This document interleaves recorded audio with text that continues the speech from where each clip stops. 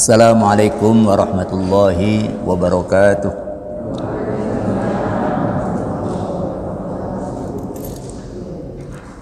Bismillahirrahmanirrahim. Alhamdulillah alladzi nahmaduhu wa nasta'inuhu wa nu'minu bihi wa natawakkalu alaihi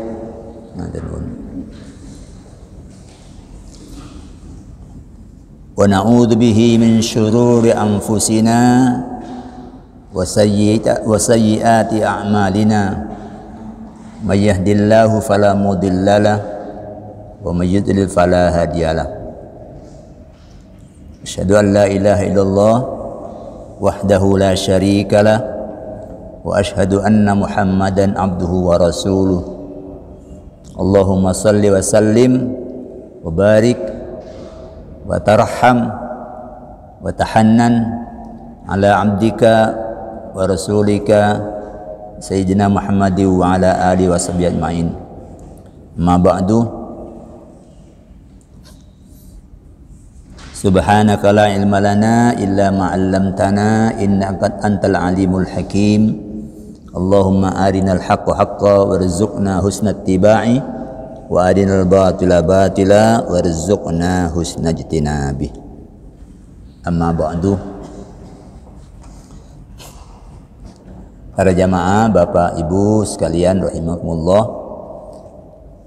kita bersyukur kepada Allah pagi hari ini kita semua sudah dapat melaksanakan kewajiban harian kita untuk hari ini. Kita sudah melaksanakan ibadah salat subuh. Mudah-mudahan Allah Subhanahu wa taala mencatatnya sebagai bagian dari amal soleh kita. Amin Allahumma amin. Hari ini hari Selasa pas 17 Agustus tahun 2021. Sudah 76 tahun Allah anugerahi kita bangsa Indonesia anugerah kemerdekaan. Kita memiliki kemerdekaan di dalam beragama, punya kemerdekaan di dalam bekerja, yang di zaman-zaman penjajahan dulu itu banyak pembatasan. Kita syukuri dengan menjaga Indonesia ini agar tetap aman, damai. Itu bagian dari yang kita minta setiap saat. Setelah selesai sholat itu ada permohonan kita, fahayyina rabbana bisalam. Ya Allah, hidupkan kami bisalam, dengan damai. Jadi ini mesti dijaga. Kalau ada orang-orang yang manas-manasi, ya jangan ikut panas. Biarlah kompor tetap jadi kompor. Ya, kalau kita tidak ikut panas, mudah-mudahan persatuan, kedamaian di negeri kita itu bisa tetap dijaga. Itu bagian dari syukur kita. Para jemaah sekalian,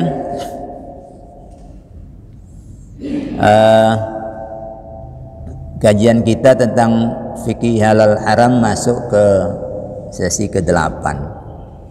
Pagi hari ini kita menguatkan kembali pemahaman kita tentang penyembelihan dalam Islam, karena ini penting. Sehari-hari kita biasa bertemu dengan produk dari penyembelihan. Pada pertemuan yang lalu kita sudah membahas bahwa binatang yang halal dimakan itu tidak boleh dimakan sedikit pun darinya kecuali dengan penyembelihan. Nggak bisa pakai model apa seperti orang makan roti, mau ambil sedikit ya dicuil, habis itu sisanya taruh di lemari es, besok lagi. Ini nggak bisa. Gue pingin sop buntut, terus kemudian hanya dipotong buntutnya. Baiso.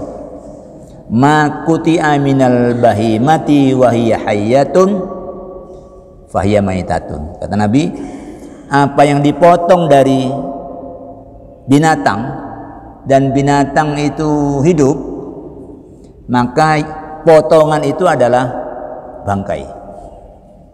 Bangkai. Jadi walaupun ke susu nggak bisa.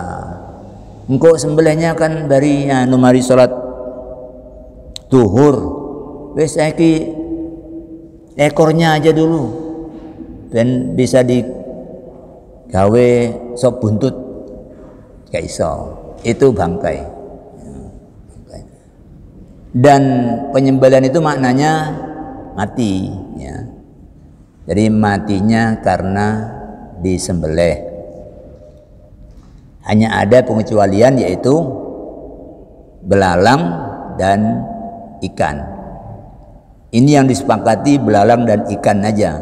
Tapi kalau binatang airnya itu, binatang air yang lain itu halal menurut mayoritas ulama.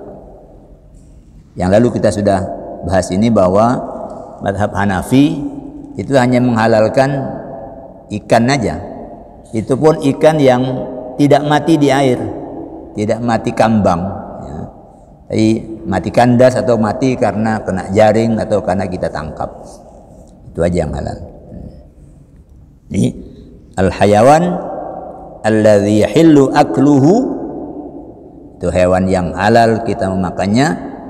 La yajuzu aklu syai'in minhu, sama sekali tidak boleh kita memakan sedikit pun daripadanya illa bitadkiyah, kecuali dengan penyembelihan.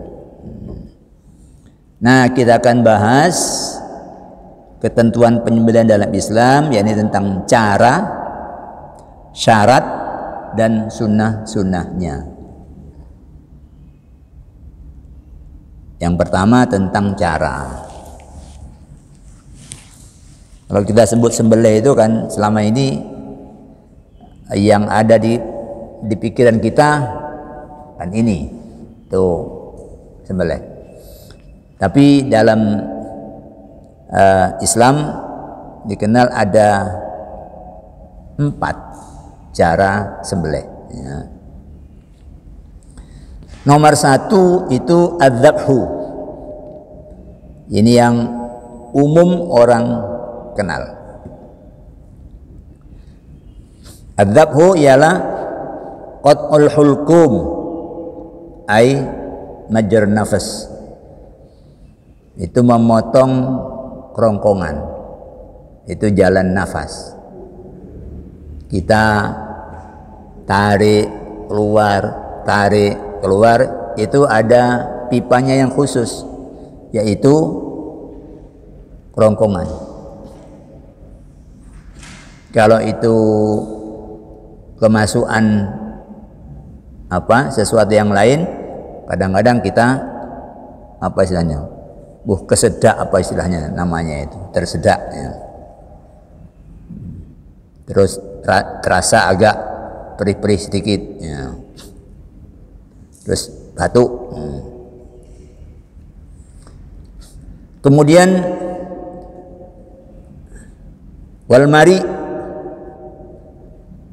Lemari itu tenggolkan, itu jalan majrat ta'am, itu jalan makanan. Makanan punya jalan sendiri, nafas punya jalan sendiri. Kemudian wal wadajaini itu 2 urat nadi, itu majrad dam, itu jalan darah, ya, jalan darah. Itu ada di wilayah leher. Ya. Bil ardi itu dengan melintang. Jadi kalau ini leher, posisinya begini, itu bil ardi. Nah, penyembelian inilah yang afdol untuk sapi, untuk kambing, termasuk untuk ayam, ya.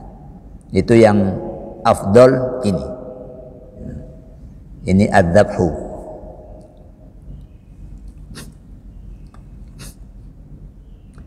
Kemudian cara yang kedua, as-saidu. As-saidu ini adalah izhaku ruhi hayawanin barriyin mutawahhishin, yaitu menghilangkan nyawa binatang darat yang liar. Bukan binatang jinak, tapi binatang liar. Bi'irsali sahmin, dengan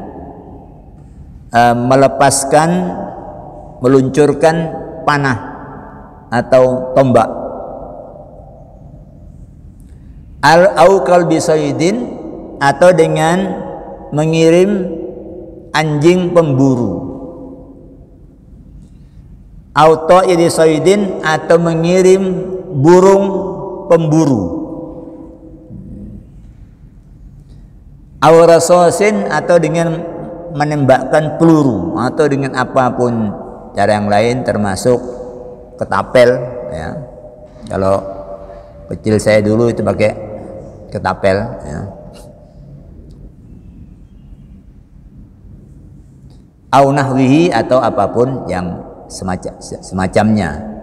Ini bagian dari bentuk penyembelihan, ya, bentuk penyembelihan yang kita kenal. Tapi kalau yang umum orang tahu kan, peluru, senapan angin, ya.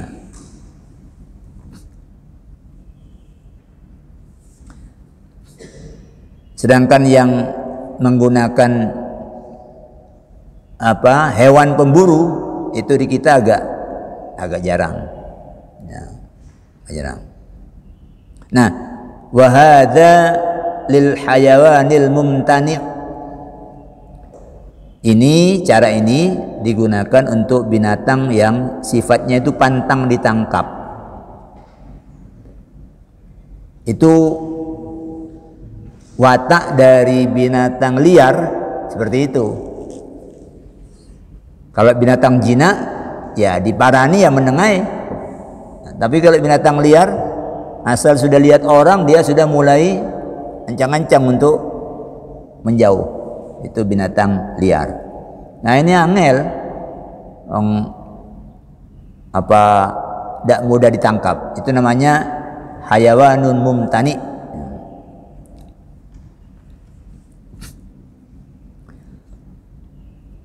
La yuqdaru alaihi, yang tidak bisa dikuasai. Tapi kalau sudah bisa dikuasai, binatang liar sudah berhasil ditangkap. Misalnya pakai perangkap, ya.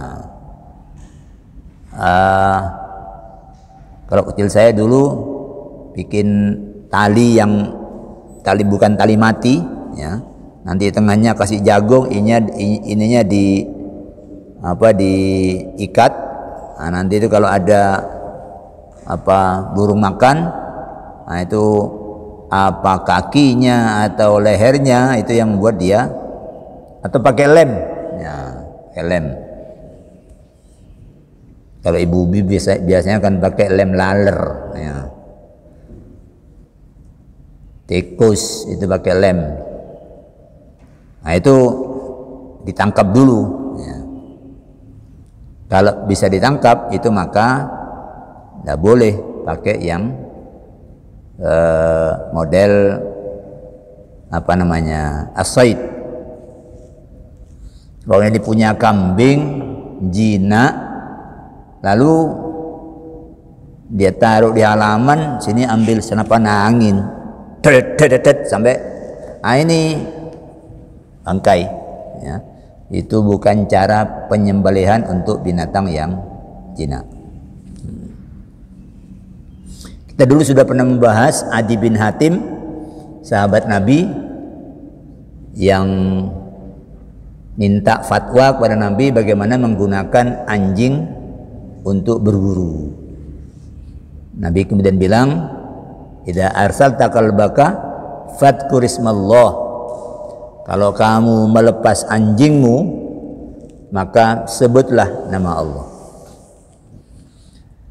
Fa'in amsakna alaika, kalau dia menangkap untuk kamu, ya, fadruktahu hayyan, tapi tangkapannya itu masih hidup, fadbahhu, maka sembelih.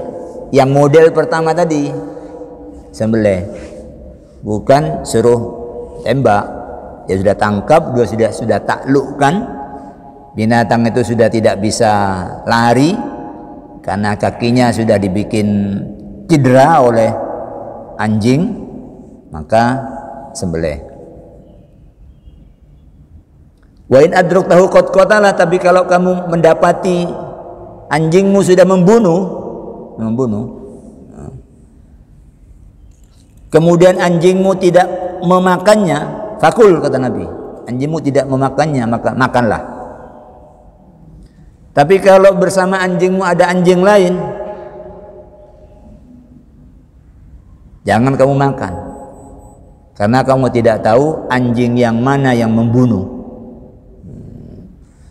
Jadi yang halal itu adalah anjing yang menjadi alat kita. Kalau anjing kerja sakar PDW itu wama akala sabu'u, yang binatang yang sudah mati itu tergolong binatang yang dimakan oleh binatang buas, sehingga dia termasuk bangkai. Ya. Jadi itu dulu sudah pernah kita bahas.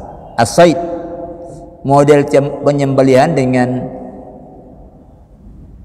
mengirim binatang pemburu atau dengan tembakan atau dengan senjata. Ini khusus binatang liar, ya, liar, yang tidak kita kuasai. Lalu yang ketiga ada an-nahru. An-nahru. An-nahru itu adalah at-ta'nu amudiyan ala raqabatid dabihah fi labbatiha, yaitu at-ta'nu itu menusuk, ya, menusuk leher secara vertikal. Itu asli definisinya itu tusukannya itu vertikal.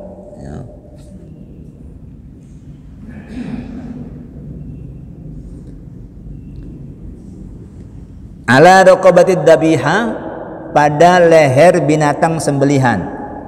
Fi labbatiha, itu tempatnya di tempat kalung, di wilayah, kalau dikalungi dia akan ada di posisi itu, kalung itu. Dan itu posisinya adalah a'la sadri wa tahtal unuki. Itu posisinya di atas dada, kemudian di bawah leher. Unuk itu ya leher-leher bagian ini, atas ini, ya, unuk. Wa hadha huwal afdal fil ibil, ini cara yang afdal untuk unta. Unta itu kan lehernya panjang. Lehernya panjang. Itu cara sembelihnya itu dengan nama an-nahr. Jadi di Quran itu ada inna a'tainakal kautsar fasholli li rabbika wanhar. Nah, wanhar itu sembelih. Tapi ini bicara kaitannya dengan unta, maka itu sebutannya an-nahr. Jadi unta itu tidak pakai dirobohkan seperti sapi. Dia tetap berdiri, ya. Lalu di bagian bawah lehernya kan panjang. Di bagian sini ini, kalau taruh kalung dia jatuhnya ke situ, ya di situ kemudian disembelih. Cuma yang saya lihat prakteknya itu bukan vertikal, bukan ini leher terus lukanya tidak begini, tapi tetap lukanya begini, bil ard. Itu cara yang ketiga. Cara yang keempat adalah al-aqru. Al-aqru ini jarhul hayawan ghairil maqduri alaih, melukai binatang yang tidak dalam penguasaan kita.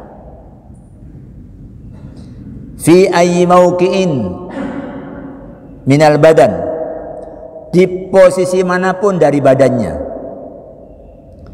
Biramyihi bisahmin aw ghairihi, dengan melempar tombak, panah atau semacamnya.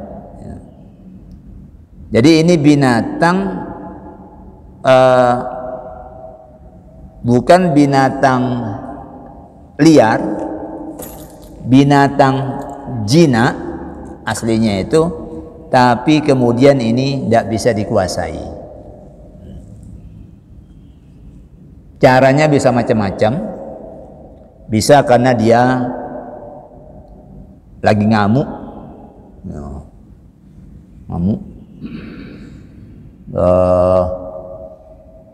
karena stres,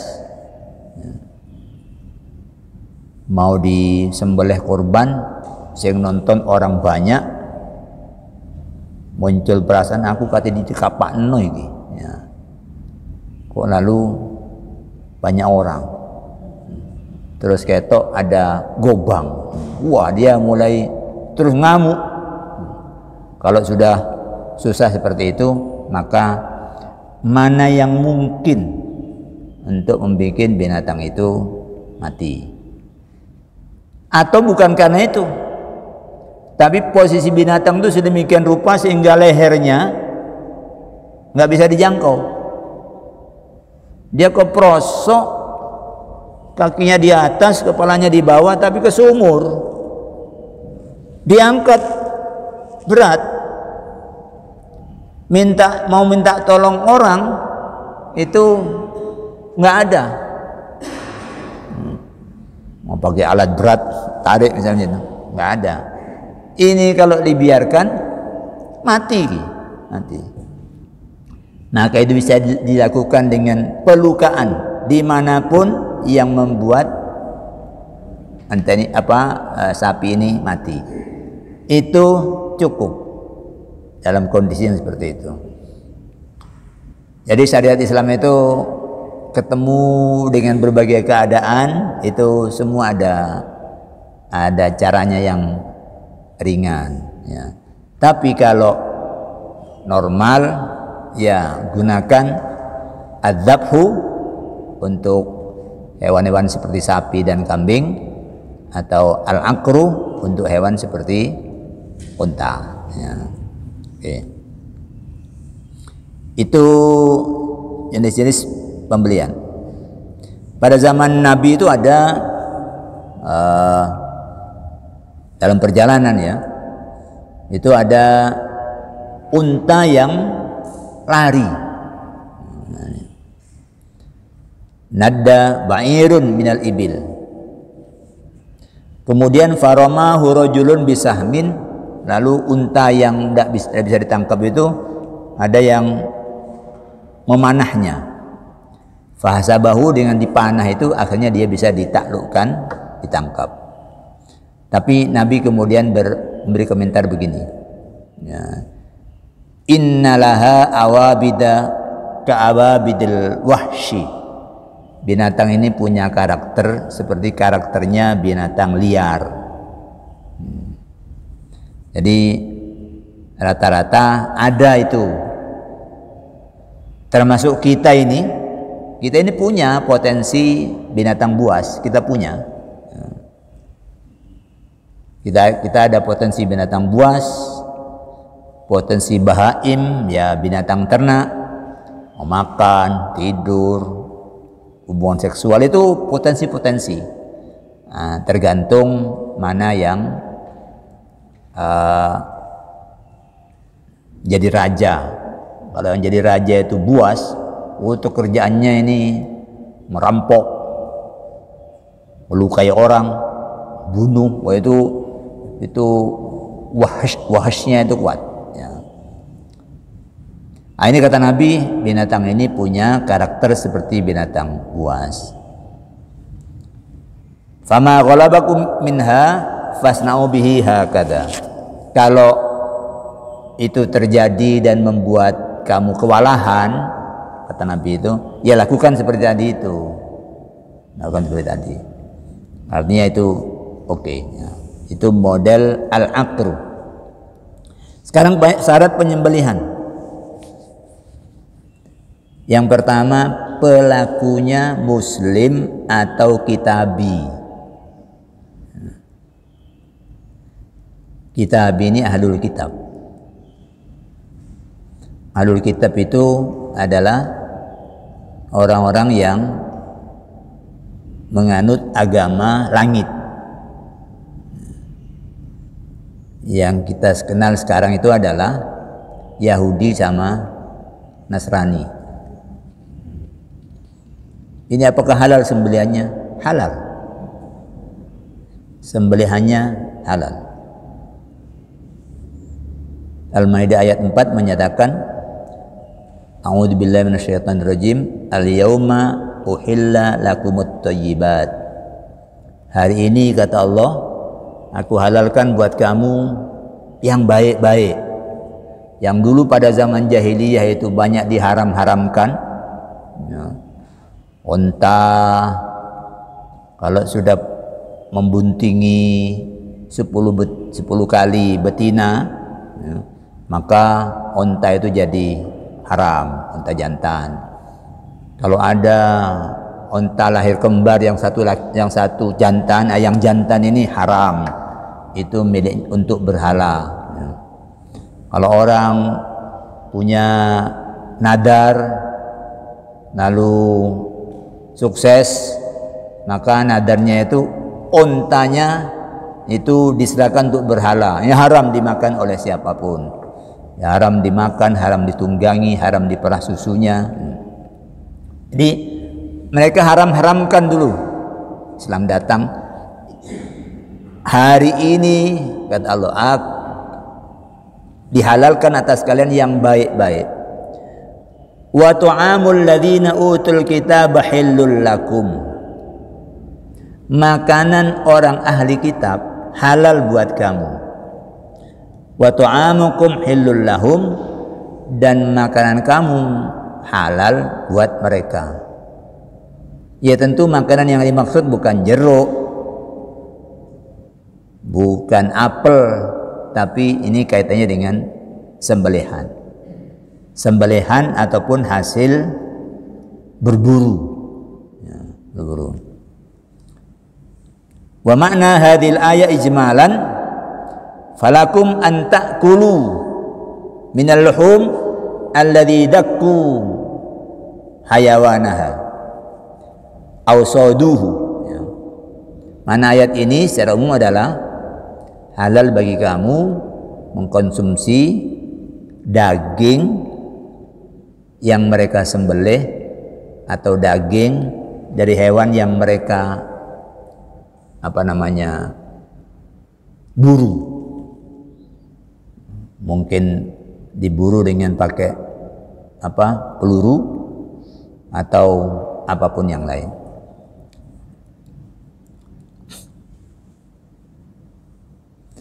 Jadi halal untuk kamu makan dan halal juga untuk mereka makan itu sembelihan kamu dan hasil buruan kamu. Tentu ini nanti halal itu maknanya pelakunya itu halal, ya. Tinggal nanti bagaimana yang lain-lainnya memenuhi syarat apa tidak. Yang kedua, syaratnya alatnya tajam, dapat mengalirkan darah.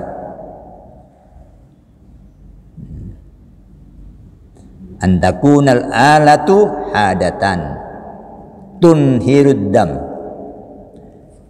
min hadidin, baik berupa besi, wahajarin maupun batu, qasabin maupun bambu atau buluh, wa khasabin atau kayu,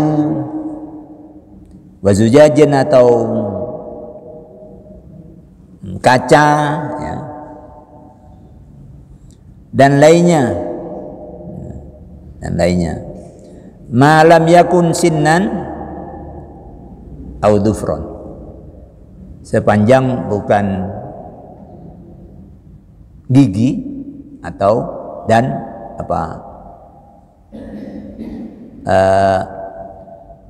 kuku, ya. Para ulama lalu menyebutnya, pokoknya yang dipakai nyembelih jangan tulang untuk sembelih, ya. Tapi kalau untuk menaklukkan binatang yang itu bisa. Kok ada tulang paha sapi dilempar untuk menaklukkan binatang liar yang sudah ditangkap itu boleh, ya. Tapi untuk nyembelih tidak.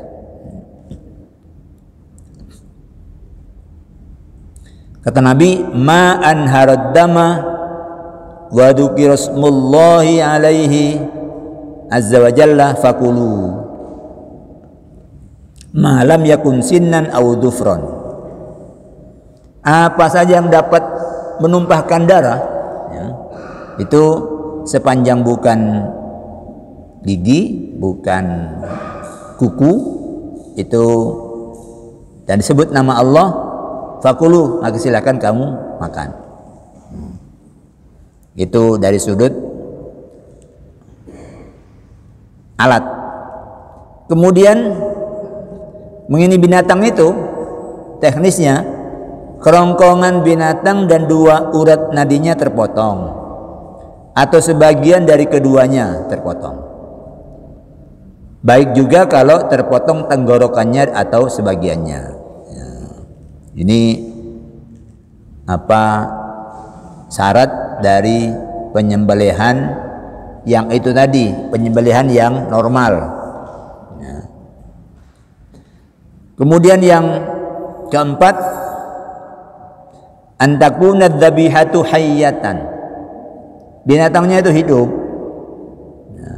Indat tazkiyah, ketika penyembelihan. Jangan binatang sudah mati sembelih. Nah, itu kadaluarsa, ya, kadaluarsa. Wa yahillu dzabhu ma asabahu sababul maut, dan halal untuk menyembelih binatang yang terkena musibah, terkena sesuatu yang itu bisa menjadi penyebab matinya, tapi belum mati, ya. Ini kalau dicarno nanti mati, ya. Maka ketika masih hidup itu boleh disembelih, sepanjang itu bukan sisa-sisa, ya. Kalau sudah sisa-sisa kematian, tinggal kecet-kecetnya itu, tinggal sedikit gitu, oh cukup latih. Nah, enggak, itu matinya sudah, itu sudah prosesnya sudah di finish, itu hanya tinggal sisa-sisa. Ini masih, misalnya ketabrak mobil, wah itu luka bagian perutnya, agak banyak, sementara hewannya masih genah gini, tapi dia kalau terus darah ini keluar nanti juga akan mati. Nah itu boleh disembelih. Kemudian yang kelima, tidak menyebut nama selain Allah atasnya dan tidak menyembelih untuk selainnya.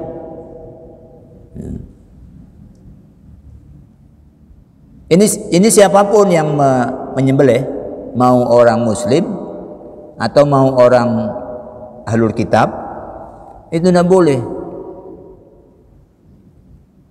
Demi kakekku aku sembelih kau. Wah, padahal dia muslim, tidak boleh. Atau nyembelih tapi untuk apa itu?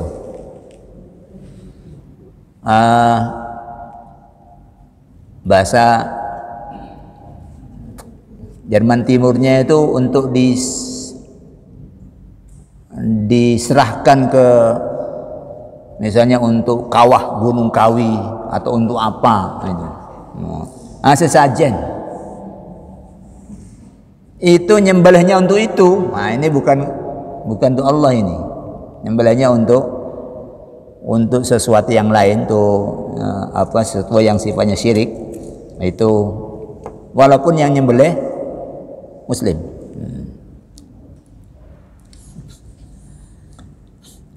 Kemudian yang keenam, menyebut nama Allah atasnya.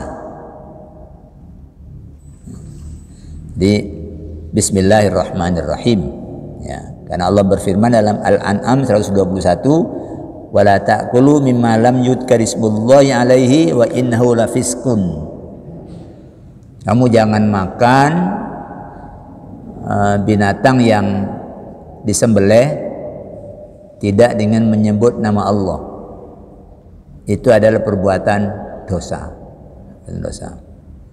Jadi kalau kita melihat ini, sesungguhnya itu segala sesuatu kan milik Allah. Semua tindakan halal kita terhadap makhluk Allah ini, itu yang bagus adalah, kalau itu membunuhnya, itu yang bagus adalah tiru syariat ini, lakukan bismillah. Misalnya kita membunuh ular, karena ini sudah posisinya sudah diusir, nggak bisa, ini bisa. Coba baca bismillah, bunuh dia dengan sebut bismillah, karena itu ular itu makhluk Allah, milik Allah, dia yang menentukan rezekinya. Itu baca bismillah. Tapi kalau tidak kepepet, ularnya masih mau lari, ya biar aja dia lari. Dia bisa bantu kita untuk mengurangi hama tikus, ya. Cecak-cecak itu bisa bantu kita untuk mengurangi nyamuk. Ya, kalau di rumah sudah tidak pakai pembasmi nyamuk, sudah mulai tahun 2010. Ya makhluk Allah itu, kalau agak banyak, dia datang lebih banyak. Kalau sedikit, sudah dia cari ke tempat lain. Jadi habitat alam kita ini, ekosistem itu sudah jalan sedemikian rupa. Baru kalau sudah tidak bisa, itu sudah tidak normal, ya bunuh tapi bismillah. Itu rasanya tauhidnya lebih oke, ya. Kemudian yang ketiga, yang terakhir, ini tentang sunnah penyembelihan. Nomor satu, alat itu hendaknya diasah sebelum binatang dibaringkan.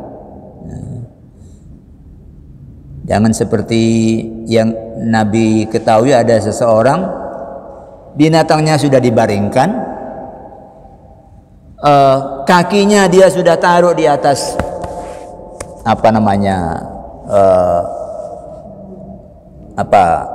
rusuknya itu, lalu dia ngungkal ini. Ini ada diinjak, dia masih ngungkal pisaunya. Lah itunya lihat. Nabi ngasih pesan, kamu ini membunuh dia 2 kali. Ya. Mbok jangan gitu. Ya. Memang dia ditaklukkan buat kamu, tapi jangan kamu terlalu apa ya, ngono yang ngono, neng ojo ngono, itu istilahnya. Jadi siapkan dulu.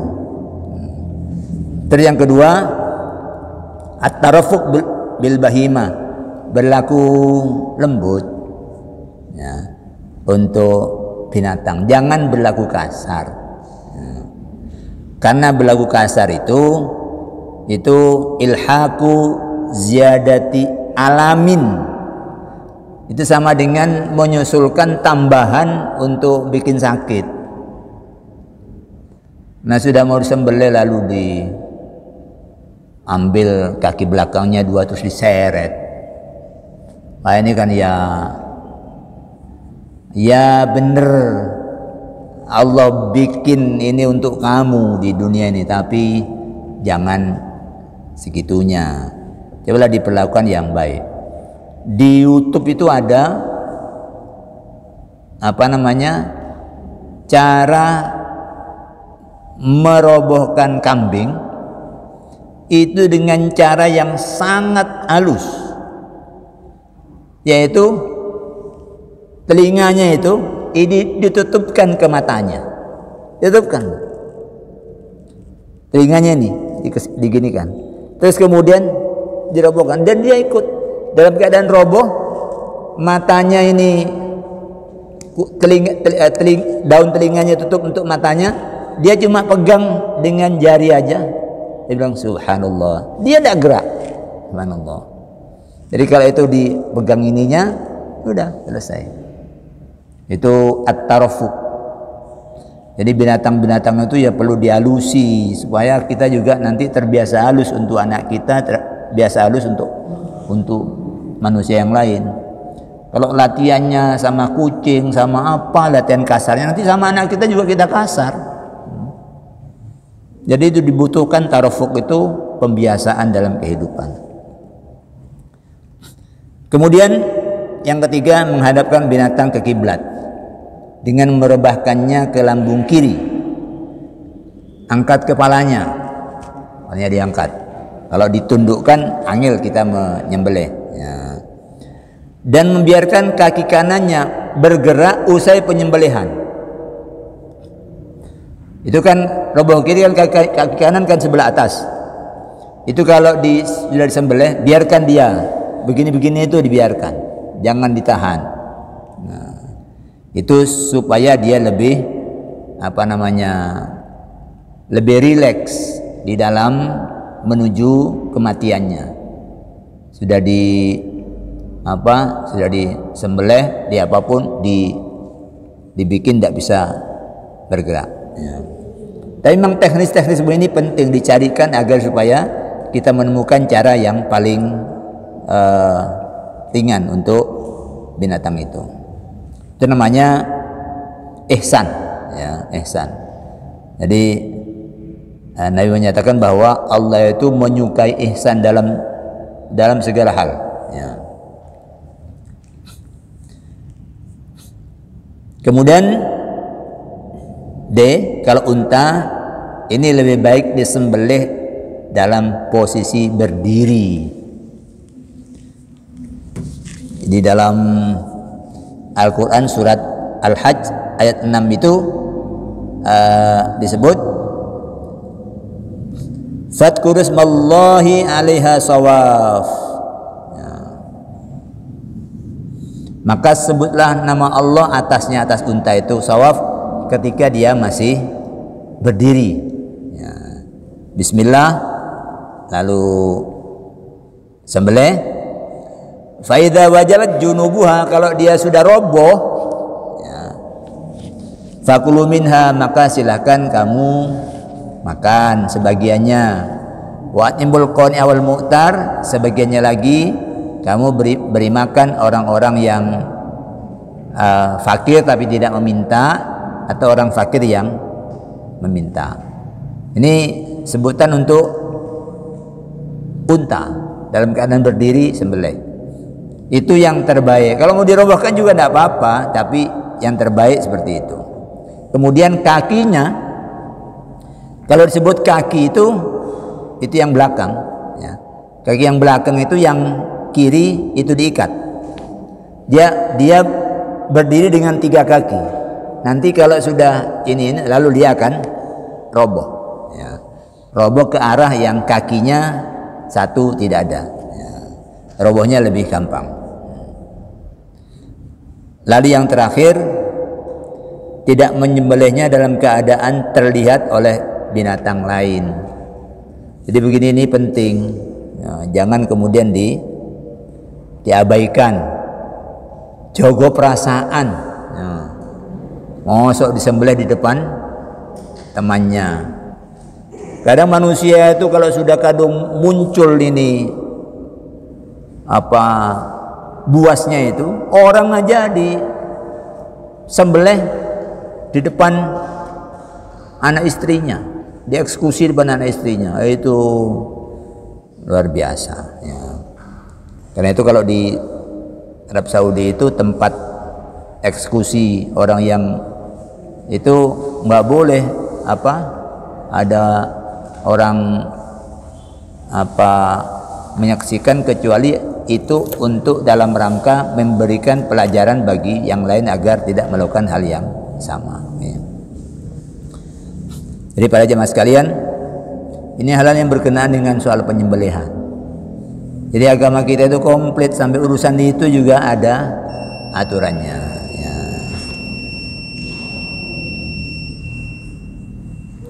Baik, ini dalam kehidupan kita sehari-hari. Di negeri kita ini sudah ada yang namanya sertifikasi halal untuk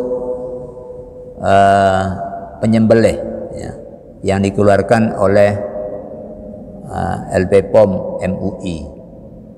Itu dalam rangka agar daging yang dipasok itu ke pasar kaum muslimin itu adalah daging-daging yang halal. Jadi diperiksa nyembelihnya bener enggak, baca basmalah, itu motongnya bener enggak, itu diperiksa.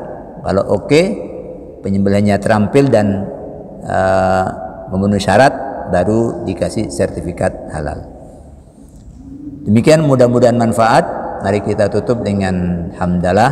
Alhamdulillahirabbil alamin. Aqulu qouli hadza wa astaghfirullah li wa lakum.